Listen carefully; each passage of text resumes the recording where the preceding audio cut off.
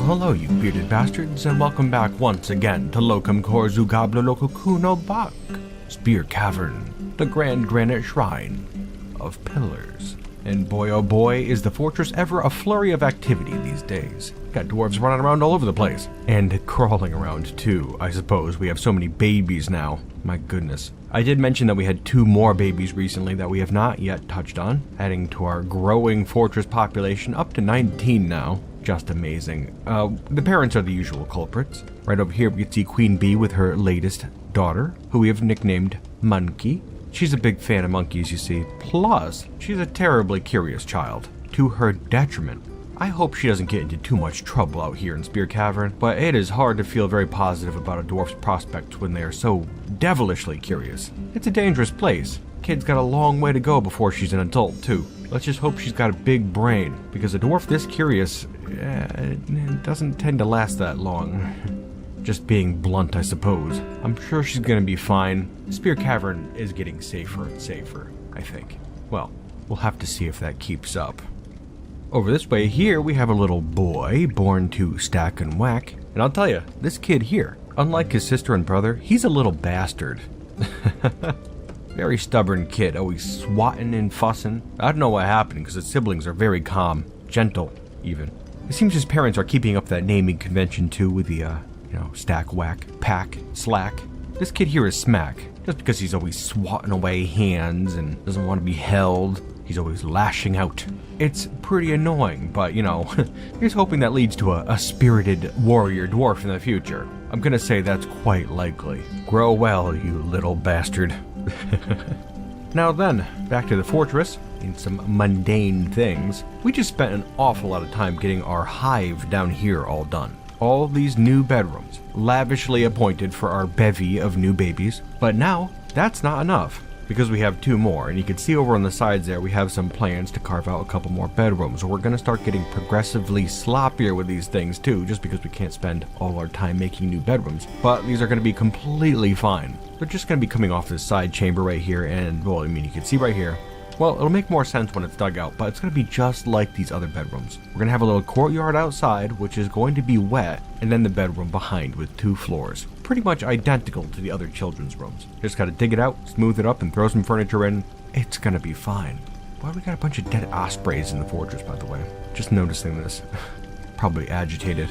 The wildlife has not been very happy with us lately. All kinds of animals still trying to get into the fortress. It's been fine, but just figured I'd point it out. It's a little annoying.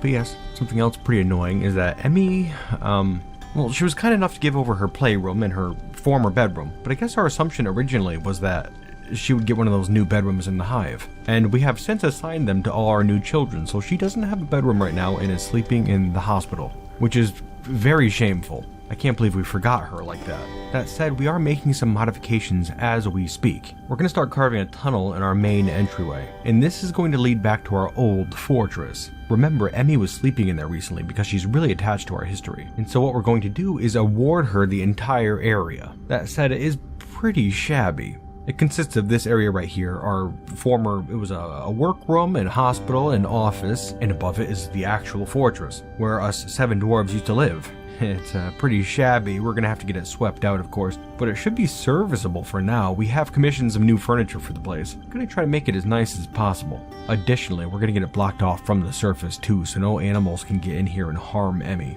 Not going to modify it too much. Emmy wants to preserve it as much as possible, but, some additional fineries aren't going to hurt the place. Some furniture and stuff, necessities, we'll say. Alright, having a look back down over this way here, we are getting those rooms carved out now. I'll reiterate that we're going to try to get this done real quick. Not looking to spend too much more time constructing. Been far too much of that lately. We got better things to do. Of course, another thing we've been doing is making some more furniture, some bauxite furniture. And, as I say that, I can't help but feel like the worm is turning. It's horrifically mundane. This sort of stuff is fine and dandy for day-to-day dwarf living, but we want to really live, don't we? We should start a new project, I think. Got Emmy over here being a real pain in the butt lately, trying to get us back out into those caves to kill some forgotten beasts like that horrible one, Akon. Where we are right now, you'd have to have a death wish to go out there and fight that creature. We need some more training, right? So perhaps we could find a nice middle ground. I think that'd be doable. We do have this large untouched section of cavern out here. The area that we kind of suggested might be used as an arena or coliseum or something at some point. What if we started carving this up a little bit? Put it to use, you know. That'd be a pretty good idea, I think. Okay, well, looking like once again we have another face in our fortress. A little boy born to stack and whack. His proper name is Rith Mindmartyr. But, you know, it's kind of an interesting story. This little kid right here has a particular fondness of backpacks, which actually fits in really well with the family's naming scheme. This kid's been given the nickname Back because it just fits. Actually, Mother Stackhud right here is holding 2 sons right now, both of which still have to be carried around. Smack and Back, they're both so young that they can't even walk. Looks like Stackhud's trying to pick it up a bit, really competing with Queen Bee now. Stack and Whack have 4 kids. Queen Bee has given birth to 6, though it is 7 children with Emmy. They're getting there, they're positively neck and neck. Yeah, Back here seems like a good kid. Stackhud's got her arms full, so, you know, she just kind of pops him back in a backpack every once in a while. He absolutely loves it, because of course he loves backpacks, but it also keeps him away from his brother who's just, you know, fidgeting around up there. It's a safety measure. You two play nice. And keep up the good work, Stackhud. That brings us up to 20 dwarves now. Really are getting up there, aren't we? In fact, hold up. Sounds like we got something going on up top. Oh, that's something. Dingoes. Giant dingoes, nonetheless. Haven't seen them here before. Haven't seen normal dingoes either, but some just came in recently. Must be a change in the air or something. This here, though, is a little bit of a problem. Though it may resemble a dingo, it is in fact a giant monster that just superficially resembles a dingo, which is, of course, a small dog-like creature. They're known to attack livestock, though a creature this big could easily kill a dwarf. Where a normal dingo is about a third of the size of a dwarf, a giant dingo is significantly larger, more than half the size of a horse, very big. Though that said, this one here just got caught in a cage trap, so I don't think it's going to be much of a problem. Now, what to do with it? Interesting question. Though one will have to save for another time. Seems that was just the alpha, and the rest of that giant dingo's pack is now a little upset. Here they come moving in. They look to be grouping up around the caged alpha now, and more of them are piling up out there. We've got the dwarves and, importantly, the children stuffed away down in the fortress right now. And, yep, we have Gutter over here, peeking out of this entryway. He's led a squad up here to the surface. It's him, his apprentice Emmy, and Wisp, too, who's been training alongside them. Oh, and Ral, her war dog. He's getting up there in age, but he would gladly follow Wisp anywhere. Dwarves, at least 2 of you are armed with steel spears, and you all have your wits about you, at least. Good luck. Be careful. Give 'em hell.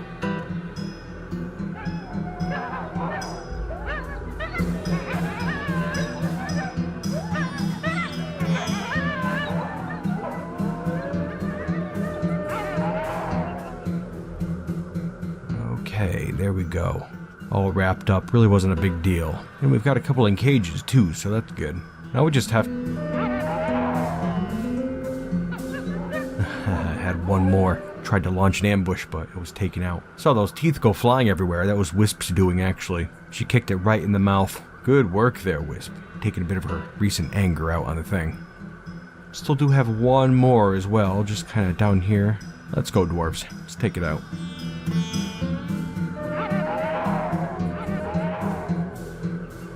Yeah, there we are. Good job. No wounds or anything. Love to see it. So Emmy's been training under Gutter for quite some time now. A couple years just down in the barracks. Off and on. Wisp has been too. And as for their skills, man, they are growing. Emmy was able to kill 2 giant dingoes just now. And a lot of that has to do with the fact that she is a legendary spear dwarf.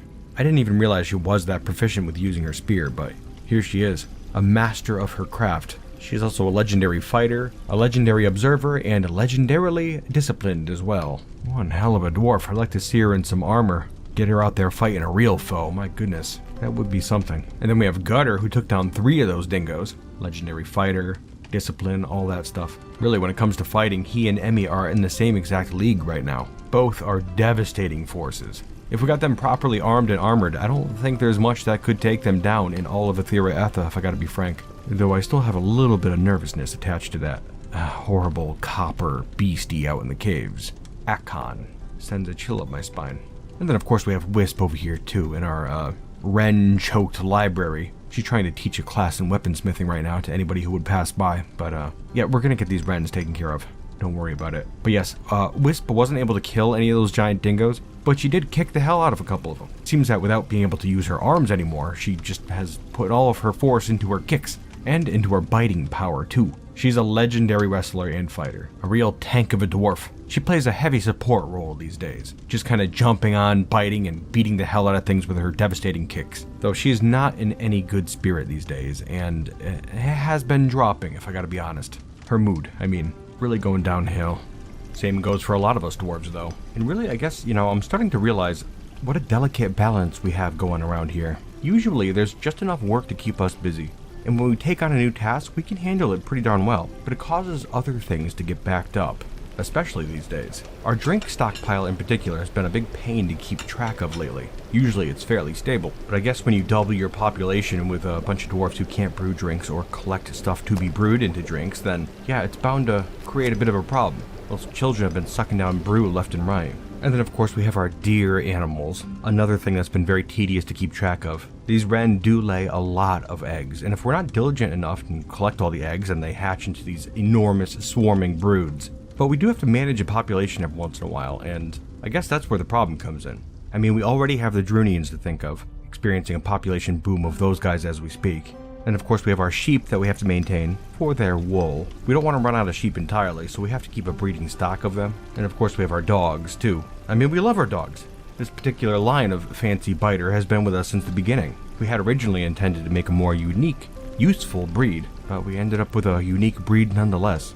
Not useful, just unique. Of course, I mention all these animals that we have because inevitably we have to butcher them from time to time. That takes a lot of work too. In fact, right there, little Glim just threw out some trash down the shaft over here. That's actually a new addition. It's much quicker than bringing it up and throwing it into that water. This over here was actually Stackgood's idea. Apparently she had a similar system to this in some fortress she lived in way in the far north many years ago. But yeah, you could just throw garbage right down this pit and it falls all the way down right here. As you can see right now, there's all kinds of garbage down here. Some animal pieces and tattered clothing. All kinds of trash. And right next to it is a bridge that's kind of raised up at the moment. Very handy though, because we can just pull this lever right here, just like that, and it closes up the bridge, smashing all of that trash into nothing. Good way of getting rid of waste. Still, the whole process does take a long time.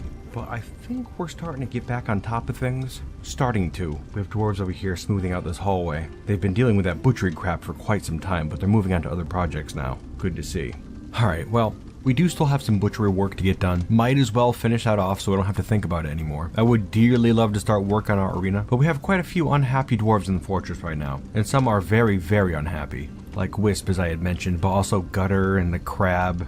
It's midwinter right now. Maybe we'll just finish off this season, and then starting next year we'll take a big break. Put some thought into our arena during that time, and then the following year, maybe then we'll get started with the arena project. Never a bad idea to take some downtime, I say. The dwarves could use it, and at this point it's quite well deserved. Yep, let's get it finished up, dwarves. We could see the light at the end of the tunnel. Just hang in there a little bit longer. We're almost there.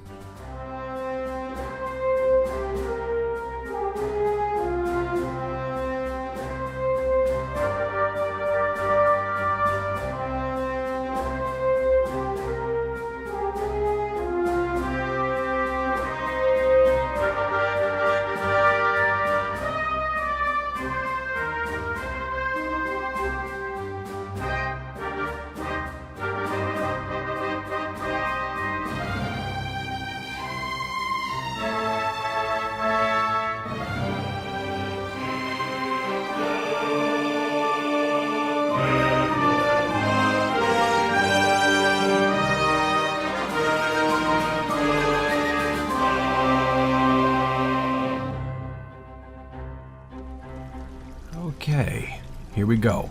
Some time has passed, as should be apparent. And looking back at it, we really didn't get all that much resting done during that year and a half, actually. We decided to stretch things out a little bit more just because stuff kept coming up, mundane things, but stuff that needed to be done. It's funny how that could happen. That said, jumping back to the present now because something is happening. One of our beloved fortress dwarves is experiencing a strange mood. This is the very first time this has ever occurred here in Spearcavern in, what has it been, 40 years? Strange moods only occur with us dwarves after enough dwarves are gathered up in a certain area. It's kind of a phenomenon, I suppose. Takes a dwarf some real inspiration from their peers before they get one of these moods. Now, if we have a look here, you could see the crab heading over to claim a workshop where he's going to begin construction on an artifact. And I am, frankly, a little put off by the fact that he does not seem to be going over to his metalsmith's forge. I thought for sure the guy would create a piece of armor because he's, the fortress armor smith, or previously was anyways. No, instead it looks like he's heading down to the bowels of Spearcavern and is claiming a stoneworker's workshop. That's kind of boring, if I gotta be honest. I had high hopes that we'd get a artifact piece of armor, maybe a helmet or breastplate, shield, something, but no. This here is going to be the most fantastic artifact of the crab's entire life, guaranteed. This is a very special event, once in a lifetime, and so whatever comes out with this is sure to be a prized item indeed. Now, let's see what he does. He has claimed a workshop, and he is heading out to gather some stone. Now, we can sort of manipulate this process a little bit. A dwarf does sort of enter a trance when they go into one of these moods. And so, kind of like in a zombie-like state, he's going to travel around the fortress grounds and gather materials for use in his artifact. But we can ever so gently just kind of push them away once he gets over to the workshop there. In doing this will sort of allow us to choose what he makes an artifact out of. This is all just part of how our culture works. It is guaranteed that he's going to make a fantastic artifact, but dwarves in a trance like this sometimes don't make the best choices, so if we can coax them in certain directions because we know who they are and what they would actually prefer, then, well, it would behoove us to do so. Looks like he's grabbed a chunk of olivine now. You can see, too, he's grabbed several different kinds of stones. Obviously, it doesn't matter too much to him in this state what kind of stone he has. He's going to pour his heart and soul into it no matter what. Might as well choose something a bit more unique, That said, this is bound to be a fairly plain artifact. It will be a mesmerizing thing. Again, guaranteed. But oftentimes when a dwarf creates an artifact, they make it of several different materials, though the crab here has only chosen this one single piece of stone. Interesting. I wonder what he's going to come out with. Just a waiting game now. Actually, just noticed over here we have what appears to be a group of children who have gathered around to watch, it seems. Isn't that cute? Got Princess Bee, Brazen, Monkey, Back, and Quill as well, currently reciting some poetry. They've made a little show of this whole thing. That's very cute. I'm sure they're all hoping for the best for Uncle Crab. Well, I wouldn't worry too much, children. Just try to have some patience. I know it's very exciting. Just gotta give it some time here. Oh my gosh. There we have it. A wonderful item. Extremely intricate. Such delicate ridges. The curves. Sorry. Yes. The artifact. The Crab Abalzenegg manager has created Gutam Uzal, a olivine figurine of dwarves. He offers it to us, the Garish Pillars. That is our group name. We don't often use it, but that is who we are. Crab, thank you so much. Such a gift. My goodness. We'll put it in a place of high esteem, my friend. Guaranteed. Let's have a closer look, though. This is a olivine figurine of dwarves. All craftsdwarfship is of the highest quality. The item is a masterfully designed image of dwarves in olivine by the Crab Abalzenegg. The dwarves are laboring. The artwork relates to the foundation of Spearcavern, the grand granite shrine of pillars by the Garish Pillars of the Lancer of Oiling in the early spring of 116. It is encrusted with cushion olivine cabochons. My oh my, quite a piece. Thank you once again, my friend. We'll get it displayed immediately. We actually have Queen Bee over here making a display case just for the event. I suppose if we're going to start making artifacts here in the fortress, we should get a supply of display cases made. Also, ideally, we should have a museum. But alternatively, I suppose we could just put our artifacts out in the meeting hall. That way we can all see them. Makes perfect sense to me. Here we go. We'll just put the display case right there. And there we go. Got it nice in place. Queen Bee did most of that right there. Assembled his display case for him. Set it up out here, and even placed his artifact in the case. This is a proud day for Spearcavern, undoubtedly. One of our greatest achievements. Excellent work, Crab. You'll note, too, that after creating that artifact, his skill in stone cutting has jumped significantly. He's now a legendary stonecrafter. His understanding of minerals and how to work them is unsurpassed. It's all part of the process of a strange mood and artifact creation with us dwarves. Something just clicks, and from that point forward, they just know what they're doing. Thank you once again, Crab. But yes, back to Queen Bee over here, who you may know is wearing some new headgear.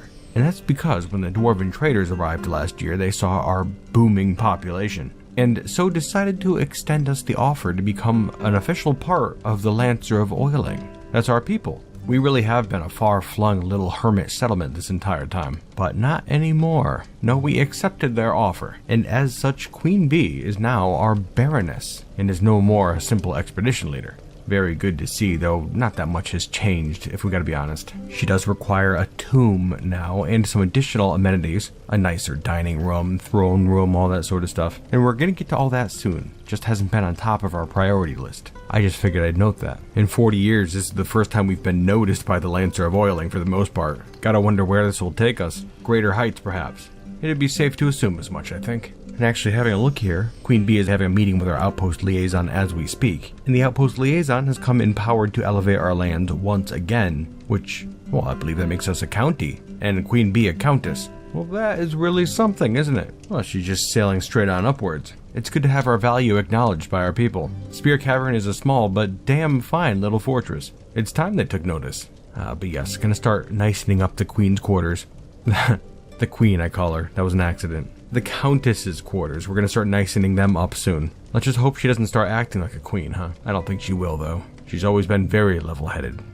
Oh my goodness.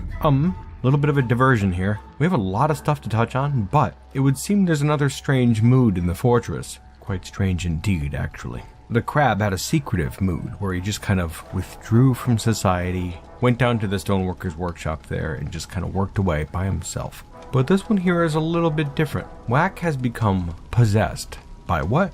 We don't know. Most claim, as we also do, that it's the gods working through a simple bearded vessel. Still though, some others claim that it might be the work of demons or possibly some other entity altogether. Now, as you can see, Whack is going over here and claiming Wisp's Metalsmith Forge. And that's because Whack is a high master weaponsmith. Wisp has been teaching classes down in our library quite often, and those classes have really paid off. We have quite a few weaponsmiths in the fortress now. That's great, because since we're having strange moods, the dwarves are bound to create some artifact weapons. The bad news here is that because it's a possession, this won't result in that jump in experience like the crab had with his stonecrafting skill. Still though, he's a high master weaponsmith at this point, so we're not really losing out that much, and we are gaining an artifact weapon. We can see Whack has already grabbed some steel bars. We have forbidden all the other types of metal in the fortress, just to ensure that he grabbed some of our steel bars to start. The first item that a dwarf brings back is what the artifact is made out of. Any other materials, though, are just little additional bits. So really, at this point, he could do as he pleases. Maybe grab some gems, some stone. We shall see. You know, actually, as I'm saying that, I see he's bringing back some fungi wood right now, which is a fairly mundane underground wood. I think we could do a little bit better than that. We're going to help him out. Some nether cap would be a very interesting choice, I think. It's cold to the touch, you see. And it's a lovely blue color, too. Thankfully, we do have some growing up here in our meeting hall. Must have had some spores wafted in after we briefly cut into that third cavern layer down there. And after that, looks like Whack is going off to grab some gems. We're going to put some right out here, out front for him. Particularly valuable gem. Again, he would just grab any old thing, but I figure we got the gray steel, the blue nether cap, why not another blue gem? We got some special ones in here, some blue diamonds. That's going to be a very nice touch. There he goes. Okay, now it's just a waiting game. Hopefully whatever force is possessing Whack right now creates something amazing through him. It is strange that a possession like this would only happen after we start having our natural strange moods in the fortress. You know, we kind of group them all together as being called strange moods. But a possession is much different than a dwarf's strange mood that they have. In both instances, though, it's a once-in-a-lifetime thing. No other people in Athera Etha have something like this. Just us dwarves. Now then, we have other stuff to touch on, as I said once before, but it's hard to pull away. We'll just give him a moment here, see what he comes out with. And there we have it. Oh my goodness. That is an artifact right there. I'm gonna keep it down a little bit. I don't want the crab to feel very shamed. His artifact is great too. It was the first in the fortress, but I mean, look at this thing. Come on. Whack Megidzelban, the weaponsmith, has created Stokaidmurol, a steel pick. He offers it to the garish pillars once again. Just excellent. Thank you, my friend. This, well, that's really something. A steel pick. Not a weapon per se. I mean, it could obviously be used as a weapon, but more a tool. You know, I like the dual nature of that. Offensive yet practical. It is worth a staggering 37,000. The crab's artifact was worth 1,000, due to it being made out of a single type of stone. Again, doesn't really matter. Completely fine. I should stop bringing it up, actually. Stokaidmurol. All craftsdwarfship is of the highest quality. It is encircled with bands of steel. This object is adorned with hanging rings of blue diamond. On the item is an image of dwarves in nethercap. The dwarves are traveling. The artwork relates to the foundation of Spearcavern, the grand granite shrine of pillars, by the garish pillars of the Lancer of Oiling in the early spring of 116. Another historic piece, I love that. You know, Whack wasn't here at our foundation, he only came in several years later with Stacka, his wife. And truthfully, he's been trying to fit in the best he can, but it's difficult. He's a boisterous fellow, well liked amongst his peers. But you know, sometimes that's just not enough. He wants to feel like one of the fortress dwarves, part of the gang, you know? I think this is his way of doing that, honoring a past he wasn't really a part of. But you know what, Whack? You're part of our present, and that matters an awful lot more than you think, I'm sure. Find it very interesting he's having this little meeting here with the crab in our meeting hall right now, talking things over. The crab's a good guy. Proud as hell of Whack. We all are. I hope you realize you're part of our family. And in fact, between you and your wife, almost half the fortress now is your direct bloodline. Goodness gracious. Couldn't do it without you, Whack. Thanks for being a part of it all. And as for what to do with this pick, I think it would be great if we could use it as both a weapon and as a tool. And so what better way to do that than to assign it to one of our legendary miners, a fortress fighter, and the wife of Whack, Stack. I think that'd be a really great idea. She's bound to use it proudly. We figure this way it could stay in the Whack/Stack clan, a real treasure of their family and of our fortress, our entire family. Yeah, it's gonna work out pretty darn well, I think. Well, moving on now, and as I've said before, we have a lot to cover, but we have to take the time out to see these artifacts created. That's not something we could skip over. It's very important for every dwarf involved. That said, we should jump to updates real quick. Whew, and I suppose we'll get this one out of the way. Over here we could see a dwarf, a little Snack, latest child of Stack and Whack, a daughter, and she was named Snack because, since she's just so cute and little, he could just eat her up.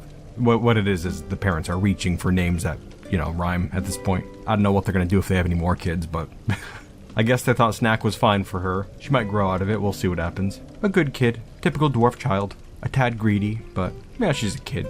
Just how kids are sometimes. And then over here we have another dwarven baby, just recently born, latest daughter of Queen Bee and Boggy. Her name is Bunny because she likes rabbits for their burrowing. A somewhat feisty and grumpy little child. I'm sure she'll grow out of these tendencies too. And if not, then we will embrace them and she'll become a fine warrior. That said, at the moment, she's a fairly typical little baby, and we're all hoping for the best for her. Goes without saying, I suppose. Brings us up to 22 dwarves in the fortress. Just remarkable. At this point, we have more than tripled our starting population of 7. Fortress is doing very well for itself these days. Gosh, I really would like to keep going, but I have to keep it brief, so we're just gonna barely touch on a couple other things. We did have a fortress loss, a longtime beloved member. They've been in the fortress here for 21 years. It's Ral, the war dog, Wisp's dog. Poor guy. He's been properly memorialized, don't worry. And Wisp has a new pet in her quarters now, Scrap, the Breatherer. She seems to like it in here, away from the hustle and bustle. And actually another big change down here in our library temple.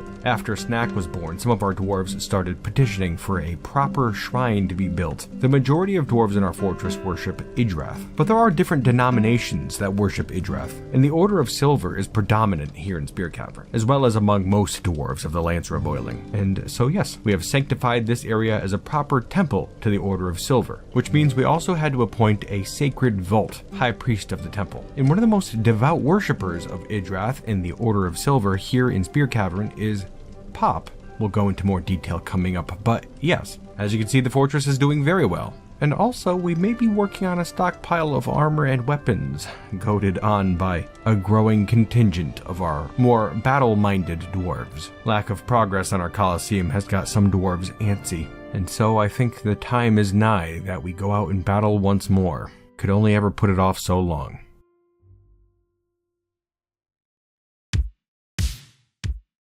And with that, we move on to the end of the episode where we're going to be talking about some behind the scenes things. Some things I've been struggling with in this episode in particular, stuff that you haven't seen, and stuff that we're still dealing with actually. Though I feel we will manage at this juncture. Let me explain. Okay, so we did that time jump during this episode, and that kind of had a utilitarian purpose. I had to mess with some stuff for a while because, well, the dwarves didn't seem to want to do anything anymore, and I don't know why. It was really weird. Like, none of the adult dwarves would do anything anymore. They had, I checked their labors. I've been working with this group of dwarves for a while. I know how to play the game. I know how the labors trigger on and off and whatnot. I did make sure there weren't any, stairways destroyed, that the entire fortress was able to be, accessed. I'm telling you, none of the adult dwarves were doing anything at one point. It was weird. The children were still doing stuff. I could turn the children's chores on and off and they would seem to follow them no problem. But none of the adults were doing anything. It had me pretty concerned for a while. I thought we would have to stop playing. I even went so far as to download DF Hack, which I don't normally use, just to see if there was some way I could try to do something with it. And I was screwing around with it for a while and I thought I found a fix. There's something in there that it's like a general strike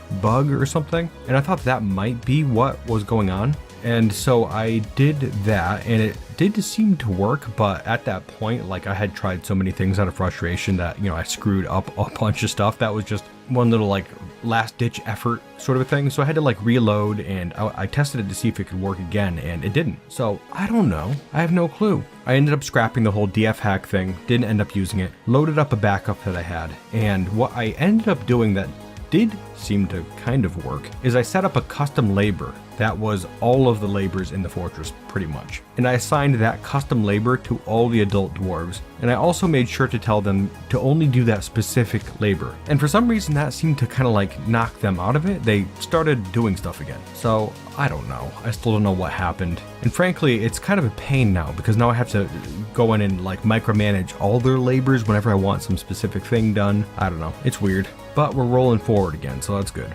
Ooh, another thing, actually a giant concern. We had those two strange moods pop up, and we actually had another one pop up while I'm recording the credits footage here. Emmy's having a strange mood. We'll check in on that next episode. But these things are coming fast now. It's not going to take us very long to get through all the dwarves in the fortress. Though something that's going to be a big problem, I think, is Wisp. Neither of her hands work anymore. She can't do any tasks in the fortress. So if she takes on a strange mood, then I don't really know what's going to happen. I can imagine she's just going to claim a workshop and then go to pick up something and not be able to do it. Maybe she won't even attempt to pick up anything. I don't know. I guess we'll have to play it by ear. I do get a feeling though that when she gets a strange mood, that's going to be it for Wisp, which puts us in a weird situation. I totally agree that it's pretty lame to have a dwarf die just due to something out of our control and the constraints of the game mechanics, but it is also part of the game, and that's what this entire thing is about, that's just how the world of dwarves works sometimes. Makes them seem kind of unrelatable to me though, which is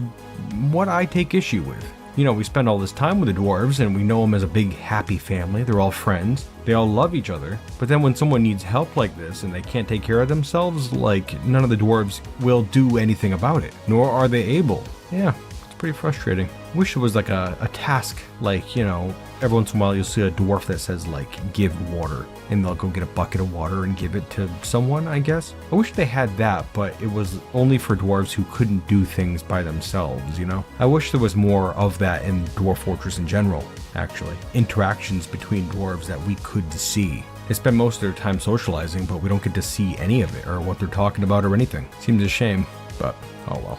Rambling. Anywho, I thank you for watching. I hope you had fun today, and I certainly hope to see you next time here in Locum Cors Ugabler Locukun Novak, Spearcavern, the Grand Granite Shrine of Pillars. And until then, you bearded bastards,